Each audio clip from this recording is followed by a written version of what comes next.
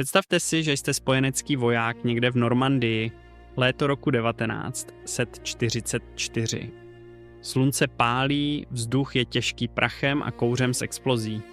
Najednou zaslechněte zvuk, který vám stuhne krev v žilách. Hluboké dunění motoru, rachot pásů, drtících vše v cestě. A pak ho spatříte. Obrovskou šedou bestii s dlouhou hlavní kanónu, která se pomalu otáčí vaším směrem. Tiger, německý tank Tiger 1, nejobávanější bojový stroj druhé světové války. V tomto videu se dozvíte pravdu o této legendě. Zjistíte, jak vznikla, proč Němci nutně potřebovali supertank, jaké byly jeho největší úspěchy, ale hlavně odhalíme jeho kritickou slabinu, o které vám doteď nikdo neřekl. Slabinu, která nakonec rozhodla o jeho osudu víc než jakýkoliv nepřátelský granát. Připravte se na příběh o technologickém zázraku, který měl změnit válku, ale stal se spíš luxusním snem uprostřed brutální reality. Začněme ale od začátku. Jak se vlastně Tiger narodil? Na jaře roku 1941 vtrhla německá Wehrmacht do Sovětského svazu s přesvědčením o rychlém vítězství. Německé tankové divize disponovaly Panzery III a Panzery IV, solidními stroji, které skvěle fungovaly proti polským a francouzským tankům. Ale v Rusku je čekalo nepříjemné překvapení. Když se poprvé střetli se sovětským tankem T-34, němečtí tankisté zírali v nevíře. Sovětský stroj byl rychlý, měl šikmý pancíř, který odrážel granáty jako nic, a jeho 76 mm kanón dokázal probít většinu německých tanků z velké vzdálenosti. Ještě horší byl těžký tank KV-1, obr s pancířem tlustým přes 100 mm, který prostě ignoroval německé protitankové zbraně. Německý generál Heinz Guderian, otec bleskové války, si po prvních střetnutích zoufale zapsal do deníku: naše protitankové zbraně selhávají proti novým sovětským tankům.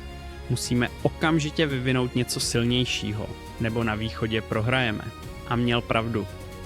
Němečtí vojáci na frontě s hrůzou zjišťovali, že jejich standardní 75 mm kanón na Panzeru 4 prostě nestačí. Často museli čekat, až se sovětský tank přiblížil na nebezpečně krátkou vzdálenost, aby měli šanci ho zasáhnout. A to znamenalo obrovské riziko. Hitler a jeho generálové pochopili, že potřebují něco radikálně nového. Něco, co bude mít neproniknutelný pancíř a zbraň, schopnou zničit jakýkoliv nepřátelský tank na velkou vzdálenost. Tak se v létě 1941 spustil program vývoje těžkého tanku.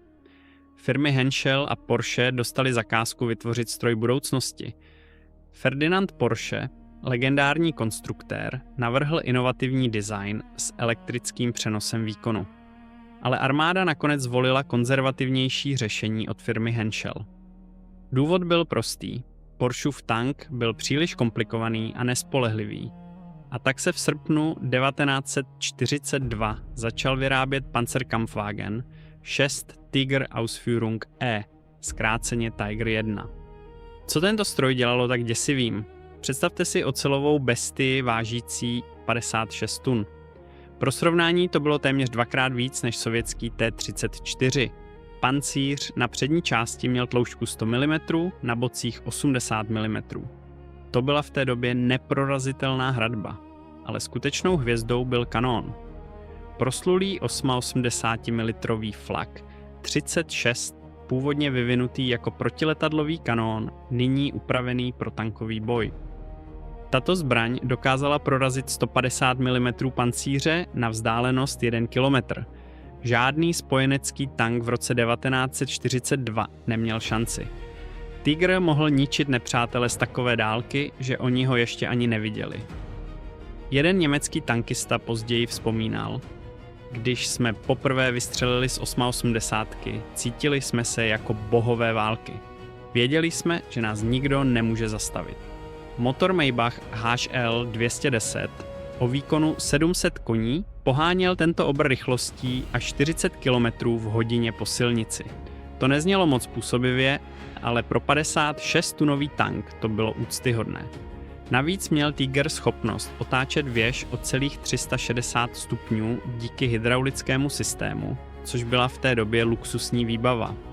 První Tigři opustili výrobní linky v srpnu 1942. Němci měli velká očekávání. Hitler osobně sledoval testy a byl jimi nadšený. Představoval si, jak tyto ocelové bestie rozdrtí nepřátele po celé Evropě. Ale realita měla přijít rychle a bylo to tvrdé probuzení. První bojové nasazení Tigrů se odehrálo v září 1942 nedaleko Leningradu na východní frontě. 4 nové tanky měly ukázat svou sílu proti sovětským pozicím. Ale místo triumfu přišel chaos. Jeden Tiger uvízl v bažině, druhý se porouchal ještě před dosažením fronty, třetí dostal zásah do pásu a čtvrtý musel být kvůli technickým problémům stažen. Němečtí velitelé byli zděšení. Co se stalo? Tiger byl příliš těžký. Bahnitý ruský terén ho doslova hltal. Jeho složitý motor a převodovka se přehřívaly a kazily, a co bylo nejhorší, mechanici neměli dost zkušeností ani náhradních dílů, aby ho opravili. Jeden z velitelů tehdy napsal nadřízeným: Tiger je technologický zázrak, ale není připraven na realitu východní fronty. Druhé nasazení přišlo v Tunisku, severní Afrika, konec roku 1942. Tentokrát mělo být všechno jinak. Tankové ESO od Tokarius, mladý a ambiciozní důstojník, dostal velení nad jedním z prvních Tigrů v Africe. Ale opět přišly problémy. Písek ucpával filtry motoru, vedro způsobovalo přehřívání a váha tanku dělala pohyb píšťovým terénem nesnesitelně pomalým. Přesto při prvním střetu s britskými tanky Crusader Tiger ukázal svou sílu.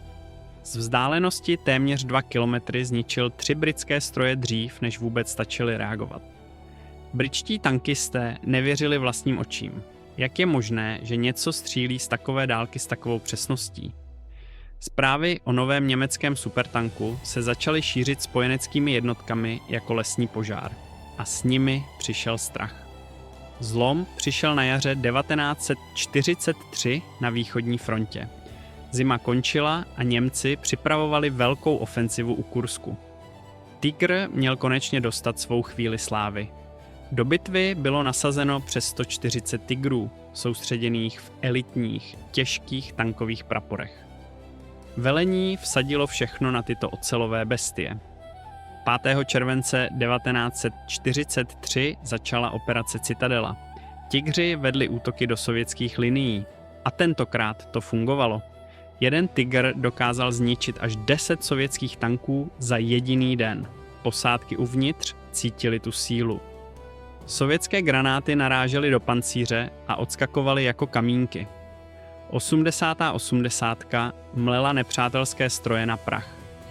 Michael Wittmann, pozdější legenda mezi tankisty, získal svá první vítězství právě v této bitvě. Jeho Tiger číslo 301 se stal symbolem německé tankové síly. Wittmann měl nevídaný talent číst bojiště. Věděl, odkud zaútočit, kde se schovat, jak využít terén. Do konce války na jeho kontě bylo přes 130 zničených nepřátelských tanků a samohybných děl. Jeden z členů jeho posádky později vzpomínal: být s Wittmannem v Tigru bylo jako být nesmrtelný. Nic nás nemohlo zastavit. Věděli jsme, že on nás dovede živé domů. Bitva u Kursku ukázala, co Tiger dokáže, když je správně nasazen. Němečtí tankisté mluvili o stroji s respektem a láskou. Uvnitř Tigra se cítili v bezpečí. Tlusté pancéřované stěny, výkonný kanón, kvalitní optika. To všechno dávalo posádce obrovskou sebedůvěru. Ale byly tam i stíny. Tiger byl pomalý. Když se sovětské tanky T-34 rozjeli plnou rychlostí a začaly ho obkličovat, německý obr měl problém. Jeho maximální rychlost prostě nestačila. Navíc potřebovával ohromné množství paliva. Plná nádrž, 540 litrů, vydržela jen na 80 km jízdy terénem. To znamenalo, že Tiger neustále potřeboval zásobování. Přesto v roce 1943 a 44 Tygr zůstával králem bojiště. Spojenecké jednotky dostaly přísné rozkazy. Když uvidíte tygra, nesnažte se ho sami zničit. Zavolejte leteckou podporu nebo dělostřelectvo. Americký tank Sherman, který tvořil páteř spojeneckých sil, neměl proti tygrovi žádnou šanci v přímém souboji. Jeden americký velitel si poznamenal: potřebujeme 5 Shermanů, abychom zničili jednoho tygra. A 4 z nich přitom vždycky zahynou. To nebyla přehnaná statistika, byl to krutý fakt. Shermanův 75 mm kanón dokázal probít tygrův pancíř jen z velmi krátké vzdálenosti a z určitých úhlů. Zatímco Tiger mohl Shermana zničit z kilometrové dálky. Psychologický efekt byl devastující. Spojenečtí vojáci začali trpět tzv. Tigerfobii. Každý německý tank automaticky označovali jako Tigra, i když to byl třeba mnohem slabší Panzer IV. Strach byl silnější než realita. Němci toho využívali. Věděli, že samotná přítomnost tygrů na bojišti může zastavit nepřátelský útok. Ale jak se válka blížila ke svému konci, začínaly se objevovat trhliny v pancíři této legendy. Tiger byl skvělý, když měl dost paliva, náhradní díly a kvalitní posádku. Ale co když tohle všechno začalo chybět? Co když ta technologická dokonalost začala být spíš prokletím než požehnáním? Za chvíli se dozvíte, jaké problémy skrýval Tiger pod svým silným pancířem. Problémy, které dělaly z každé opravy noční můru a z každého kilometru jízdy risk. Problémy, které nakonec udělaly z této legendy spíš luxusní hračku než efektivní zbraň. Ale to už je příběh na další část našeho vyprávění. Za tou impozantní fasádou mohutného pancíře a děsivého kanónu se skrývala temná pravda. Tiger nebyl jen technologický zázrak, byl také technologickou noční můrou. A čím déle válka trvala, tím víc se tato pravda stávala zřejmou. V této části se podíváme pod pokličku legendy a odhalíme, jaké problémy trápily posádky, mechaniky a velitele těchto obávaných strojů. Začněme tím nejviditelnějším problémem. Hmotnost. 56 tun oceli znělo impozantně, ale v praxi to znamenalo jeden obrovský problém. Tiger byl prostě příliš těžký. Většina mostů v Evropě nebyla stavěna na takovou zátěž. Když tankové jednotky postupovaly a narazily na řeku, velitelé museli řešit hlavolam. Pošleme Tiger přes most a riskujeme, že se zřítí, nebo hledáme brod. Němci tento problém předvídali a vybavili Tiger speciálním šnorchlovacím zařízením. Tank dokázal přebrodit řeku hlubokou až 4 metry. Motor běžel pod vodou díky dlouhé trubici vyčnívající nad hladinu. Znělo to skvěle na papíře. V realitě to byla noční můra. Těsnění často selhávala, voda prosakovala do motorového prostoru a tank se měnil v 50tunovou past pro posádku. Jeden z mechaniků si do deníku zapsal: viděl jsem, jak Tiger číslo 205 vyjel do řeky u Dněpru. Za pár minut se zastavil uprostřed proudu. Motor se zadusil vodou. Posádka sotva utekla, než tank zmizel pod hladinou. Nikdy jsme ho nedostali ven. Ztratit tank kvůli řece, to byla trapná bilance. Ale vraťme se k tomu, co skutečně dělalo z Tigra problém. Jeho konstrukce. Inženýři firmy Henschel vytvořili stroj, který byl mistrovským dílem přesnosti, ale také složitosti. Podívejme se na podvozek. Tiger měl překrývající se silniční kola uspořádaná do 3 řad. Vnější kola, střední kola, vnitřní kola. Celkem 24 kol na každé straně. Toto řešení mělo své výhody. Rozložilo váhu tanku lépe než klasické uspořádání a jízda byla plynulejší. Ale mělo to obrovskou nevýhodu. Když se jedno kolo poškodilo nebo se do systému dostal kámen či bláto, museli mechanici demontovat několik dalších kol, aby se k němu dostali. V zimě, když se sníh a led zachytil mezi koly a přes noc zmrzl, byl Tiger ráno úplně nehybný. Vojáci museli rozbíjet led kyji nebo ho rozmrazovat ohněm. Sovětský. T-34 měl velká kola s dostatečnými mezerami. Sníh i bláto propadávali a tank jel dál. Tiger stál a čekal, až ho někdo osvobodí. Na východní frontě v zimě 1900 43 až 44 přišli Němci o desítky Tigrů ne kvůli boji, ale kvůli zmrzlým kolům a nefunkčnímu podvozku. Motor Maybach HL210 byl sám o sobě spolehlivý a výkonný agregát.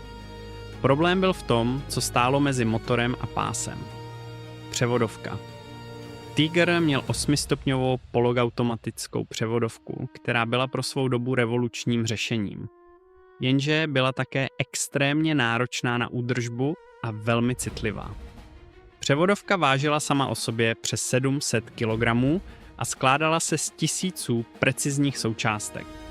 Když se něco pokazilo, a to se dělo často, mechanici museli celou převodovku demontovat. To znamenalo nejméně 12 hodin tvrdé práce pro zkušený tým. V polních podmínkách, bez pořádného nářadí a ve tmě to trvalo dny. Velitel tankové roty Rudolf von Ribbentrop, syn slavného ministra zahraničí, si do hlášení poznamenal: z 8 Tigrů v mé rotě jsou neustále 3 až 4 na údržbě kvůli převodovce. Nemůžeme je dostat do boje, protože na ně čekáme týden, než mechanici seženou náhradní díly. Toto je absurdní. A pak tady byla spotřeba paliva. Tiger doslova požíral benzín jako žádný jiný tank. Na silnici spotřeboval asi 300 litrů na 100 kilometrů. V terénu to bylo mnohem horší, často přes 500 litrů. To znamenalo, že s plnou nádrží ujel Tiger v boji jen 80 až 100 kilometrů. Pak musel tankovat. Pro srovnání sovětský T-34 ujel s plnou nádrží přes 400 km. Američtí mechanici žasli, když na konci války zkoumali opuštěné Tigry. Jeden z nich si poznamenal: tento tank spotřebuje za den víc paliva než celá naše tanková četa za týden. Jak Němci vůbec mohli udržet tyto bestie v chodu? Odpověď byla jednoduchá. Postupně to nešlo. Jak se válka vyvíjela a spojenci bombardovali německé rafinerie a ropné sklady, palivo začalo drasticky chybět. Tisíce litrů benzínu denně pro tankovou divizi? To bylo v roce 1944 a 45 nesplnitelné. Němečtí tankisté dostávali rozkazy šetřit palivo. Ale jak můžete šetřit palivo v tanku, který ho žere rychleji, než stačíte tankovat? Výsledkem bylo, že desítky, možná stovky Tigrů byly opuštěny posádkami ne proto, že byly zničené v boji, ale proto, že jim došel benzín. Našli se později na francouzských silnicích, v polských lesích, v německých vesnicích. Perfektně funkční stroje jen bez paliva. Jeden americký voják vzpomínal: našli jsme Tigra u cesty, motor běžel na prázdno, uvnitř nikdo. Posádka utekla pěšky. Když jsme zkontrolovali palivo, byl tam prázdný ukazatel. Tiger měl ještě jeden problém, který se projevoval hlavně v létě 1944 během spojeneckých invazí v Normandii. Rychlost, nebo spíš její nedostatek.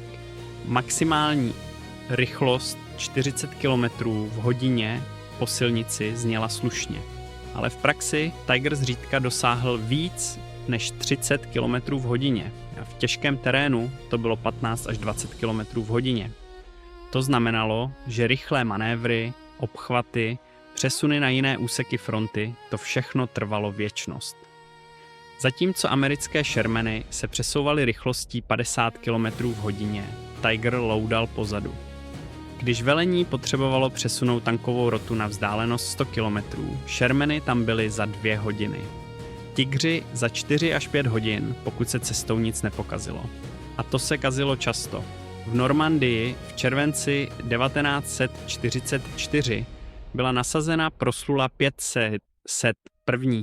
těžká tanková jednotka SS. Michael Wittmann vedl své Tigry do boje u vesnice Villers-Bocage. Tam proběhla jedna z nejslavnějších tankových akcí války. Wittmann v jednom Tigru sám zničil více než 12 britských tanků a dalších vozidel během 15 minut. Ale když pak jednotka dostala rozkaz přesunout se o 30 km na západ, začaly problémy. 3 Tigry se po cestě porouchaly. Jeden kvůli přehrátí motoru, druhý kvůli prasklé převodovce, třetí prostě zůstal stát bez zjevného důvodu. Mechanici pak pracovali celou noc, aby je dostali zpět do chodu. Takhle se nedá vyhrát válku, když polovina vašich nejlepších tanků leží někde na cestě. Zimní podmínky přinášely další problémy. Na východní frontě v zimě 1942 až 43, když teploty klesly k minus 30 stupňům Celsia, začaly Tigry zamrzat. Olej v motoru tuhnul. Chladicí kapalina, pokud nebyla správně namíchaná s nemrznoucí směsí, zamrzala a praskaly bloky motorů. Hydraulika věže ztrácela funkci. Němečtí mechanici museli před každým startem rozdělávat ohně pod motory, aby je nahřáli. Trvalo to hodiny. Sovětské tanky měly jednodušší dieselové motory, které snášely zimu lépe. T-34 nahodíte i v mrazu za pár minut. Tiger potřeboval tým mechaniků, správné vybavení a spoustu času. Bahno východní fronty bylo další pohromou. Podzimní a jarní Rasputica, období bláta, když taje sníh nebo prší, proměnila ruské silnice v neprostupné bahnité řeky. Tiger s váhou 56 tun se do toho bláta propadal jako kámen do vody. Jeho pásy kloužaly, motor se přehříval pod zátěží a tank uvízl. Sovětský. T-34 s nižší hmotností 26 tun a širšími pásy jel bahnem relativně bez problémů. Němečtí vojáci pak museli vyprošťovat uvízlé Tigry pomocí dalších tanků, traktorů, někdy i koní. Trvalo to hodiny, někdy dny. A během toho byli snadným cílem pro sovětské dělostřelectvo nebo letectvo. Jeden z velitelů tankové divize si zoufale zapsal: Tiger je nejlepší tank světa na suchém rovném terénu s dobrými silnicemi a dostatkem paliva. Jenže kde na východní frontě najdete takové podmínky? Tady potřebujeme jednoduché, spolehlivé stroje, ne tyto komplikované obry. Přesně v tom byl problém. Tiger byl navržen jako dokonalý stroj. Každá součástka byla precizně vyrobená, každý systém byl promyšlený do posledního detailu. Ale ta dokonalost ho dělala křehkým. Když fungoval všechno perfektně, byl Tiger nepřemožitelný. Ale válka není perfektní prostředí, je to chaos, bláto, mráz, nedostatek všeho a právě tady Tiger selhával. Za chvíli se dozvíte o jeho největší slabině, o problému, který ho trápil od první do poslední chvíle. O slabině, která stála víc než všechny technické mouchy dohromady. O slabině, která nakonec rozhodla, že i ten nejlepší tank světa nemůže vyhrát válku, když je příliš drahý na to, aby jich bylo dost. A teď přichází ta největší pravda. Pravda, která rozhodla o osudu Tigra víc než jakýkoliv boj. Pravda, která ho proměnila ze zbraně vítězství v luxusní hračku, kterou si Německo nemohlo dovolit. Tiger nebyl poražen na bojišti. Byl poražen v továrně, v účetních knihách a v logistických centrech. Byl poražen svou vlastní dokonalostí. Pojďme si říct čísla, která vám nikdo neřekne. Jeden Tiger stál německý průmysl přibližně 300 000 říšských marek. To bylo astronomické číslo. Pro srovnání standardní Panzer IV stál kolem 130 000 marek. Za cenu jednoho Tigra mohli Němci vyrobit 2,5 Panzeru 4 nebo 5 stíhaček Messerschmitt 109 nebo 1000 kulometů nebo vybavit celý pěší pluk. Ale nebyla to jen cena výroby, to bylo jen začátek noční můry. Tiger vyžadoval speciální nářadí, speciálně vyškolené mechaniky, speciální náhradní díly a neuvěřitelné množství pracovních hodin na údržbu. Průměrný Tiger potřeboval po každých 50 hodinách provozu generální prohlídku, která trvala mechanikům 20 až 30 hodin práce. Představte si to v praxi. Máte rotu 8 Tigrů. Po týdnu intenzivních bojů, což je asi 40 až 50 hodin provozu motoru, potřebujete celou rotu stáhnout z fronty. Potřebujete tým 30 mechaniků, kteří budou 3 dny pracovat na údržbě. Potřebujete zásobu náhradních dílů v hodnotě desítek tisíc marek. A to je jen pravidelná údržba, ne oprava válečných škod. Jeden z velitelů opravárenské jednotky si zoufale poznamenal dohlášení. Naše sklady nemají dost náhradních převodovek. Čekáme na dodávku už měsíc. Máme 5 Tigrů stojících jen kvůli převodovce. To je 500 tun oceli, které nám k ničemu nejsou. Vojáci na frontě prosí o posily a my tady čekáme na součástky. A tady se dostáváme k jádru problému. Němečtí inženýři navrhli Tiger jako precizní švýcarské hodinky. Každá součástka byla vyrobena s tolerancí setiny milimetru. To zajišťovalo perfektní funkci, ale také znamenalo, že díly z jednoho Tigra často nesedly do druhého. Nemohli prostě vzít motor z jednoho rozbitého tanku a dát ho do druhého. Každý kus musel být přesně ten pravý. Sovětský. T-34 byl navržen úplně opačně. Hrubý, jednoduchý, s velkými tolerancemi. Mechanik mohl vzít jakýkoliv motor z jakéhokoliv 34 a namontovat ho do jiného během pár hodin. Díly byly zaměnitelné, opravy byly rychlé, tank byl zpátky v boji za den, ne za týden. Albert Speer, říšský ministr zbrojení, to pochopil pozdě. V roce 1943, když analyzoval výrobu, zjistil děsivou pravdu.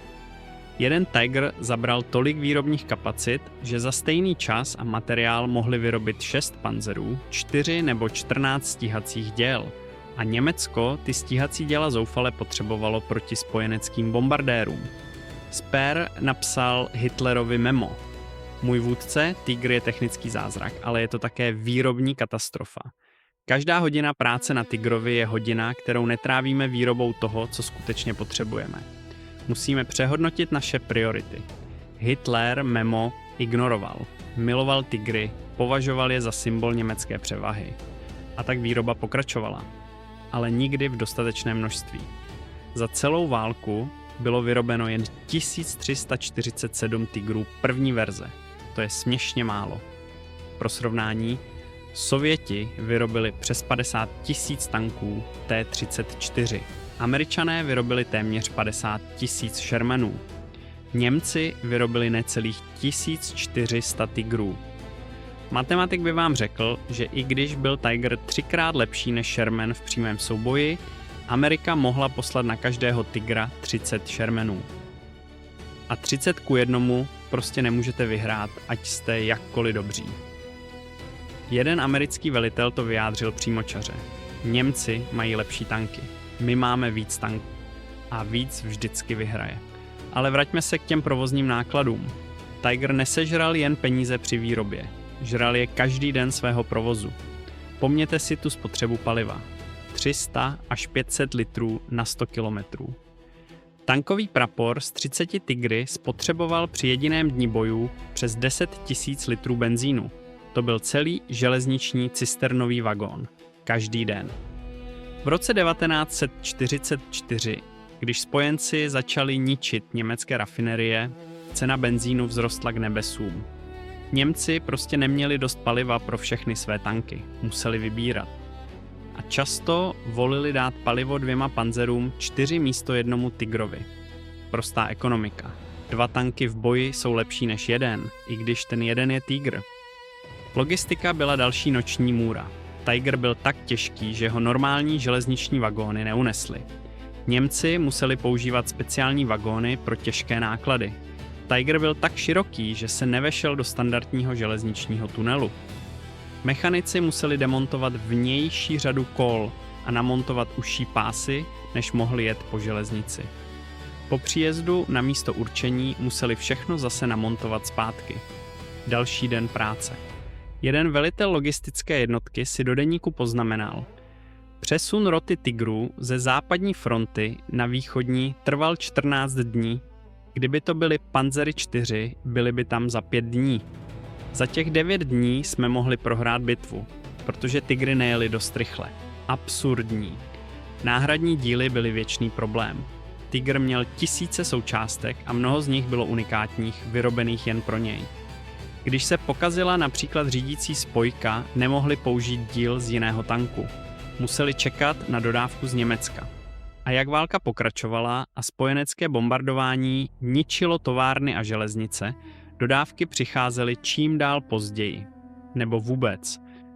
V roce 1945 byly celé jednotky Tigrů vyřazeny ne kvůli ztrátám v boji, ale kvůli nedostatku náhradních dílů.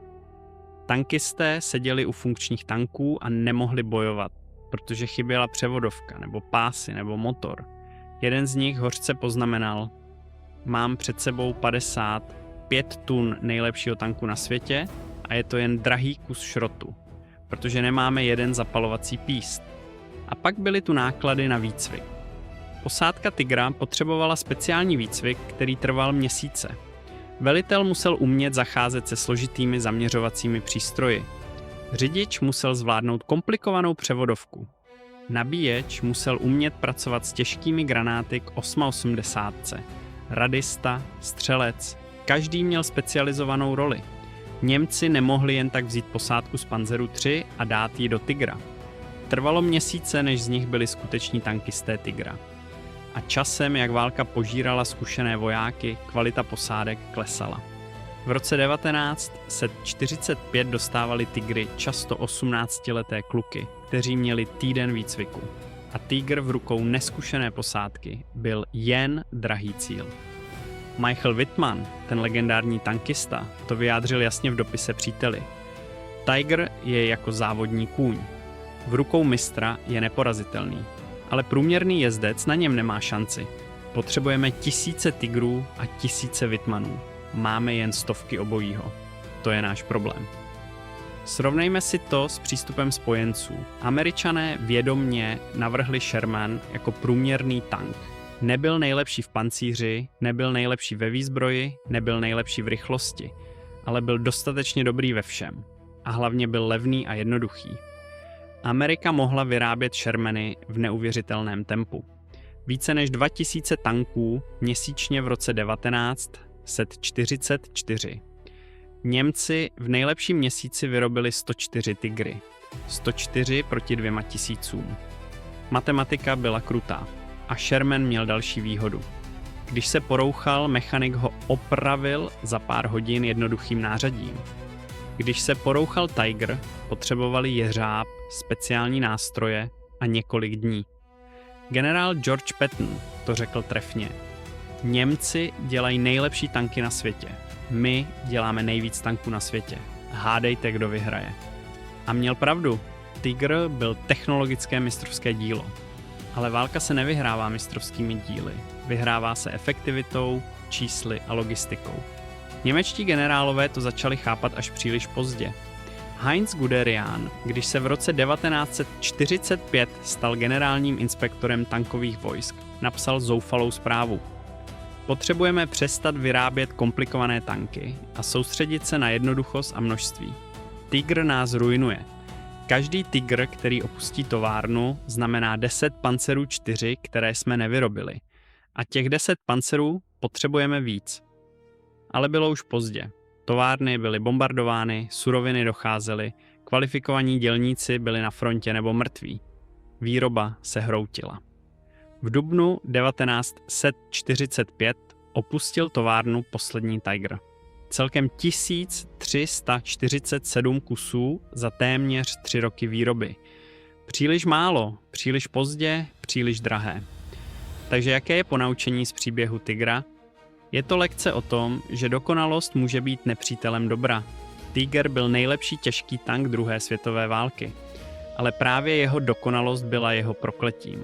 Byl příliš drahý na výrobu, příliš komplikovaný na údržbu, příliš náročný na provoz, příliš vzácný na to, aby změnil průběh války. V moderním vojenském myšlení se této lekci říká princip dostatečnosti. Nepotřebujete to nejlepší. Potřebujete to dostatečně dobré, čeho můžete mít dost. Americký Sherman nebyl tak dobrý jako Tiger, ale Američané měli 50 000 Shermanů. A to stačilo. Dnes, když návštěvníci muzeí stojí před zachovalým Tigrem, obdivují jeho mohutnost, jeho sílu, jeho technickou dokonalost. A mají pravdu. Je to mistrovské dílo. Ale stejně tak je to pomník pýchy a špatného rozhodnutí. Pomník toho, jak technologická dokonalost může vést k ekonomické katastrofě. Tiger měl být zachráncem říše. Stal se jejím luxusem, který si nemohla dovolit. Měl změnit průběh války. Místo toho to ukázal, že války se nevyhrávají superzbraněmi. Vyhrávají se čísly, logistikou a pragmatismem. Generál Zima porazil Napoleona. Generál Buato porazil Tigra. A tím generálem byl vlastně generál ekonomie. Děkuji vám za sledování tohoto příběhu o největší slabině tanku Tiger. Doufám, že jste se dozvěděli něco nového a že vám tento pohled na slavnou legendu otevřel oči. Pokud se vám video líbilo, dejte prosím palec nahoru a podělte se o něj s přáteli. Napište do komentářů, co si myslíte. Překvapilo vás, že největším nepřítelem Tigra nebyly nepřátelské tanky, ale vlastní cena? Dejte mi vědět. Přeji vám krásný den a nashledanou u dalšího videa.